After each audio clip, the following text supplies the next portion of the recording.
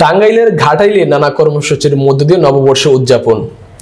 সোমবার সকাল ৮টায় উপজেলা প্রশাসনের উদ্যোগে উপজেলা চত্বর থেকে বৈশাখী শোভাযাত্রা বের হয়ে শহরের গুরুত্বপূর্ণ সড়ক প্রদক্ষিণ শেষে একই স্থানে মিলিত হয়।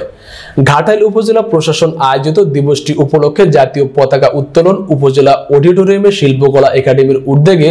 সঙ্গীত পরিবেশন করেন ৭১ বাংলা টেলিভিশনের ঘাটাইল উপজেলার প্রতিনিধি মীর আলেয়া পারভিন, সাংবাদিক রাহাত সরকার, উজ্জ্বল বাউলা ও স্থানীয় শিল্পীবৃন্দ। এ সময় উপস্থিত ছিলেন উপজেলা নির্বাহী অফিসার মোহাম্মদ আবু সাইদ, উপজেলা সহকারী কমিশনার সাবরিনা আক্তার, উপজেলা প্রাণী সম্পদ অফিসার বাহাউদ্দিন সরোয়ার রিজভী, উপজেলা পরিসংখ্যান অফিসার মনিরুজ্জামান খান মনির, ঘাটাইল থানা অফিসার ইনচার্জ মোহাম্মদ রকিবুল ইসলাম,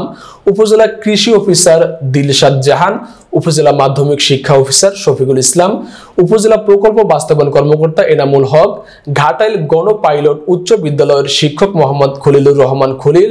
ঘাটাইল উপজেলা জাসাস শিল্পগোষ্ঠীর আহ্বায়ক নাজমুল হাসান সহ প্রিন্ট ও ইলেকট্রনিক্স মিডিয়ার সাংবাদিকবৃন্দ।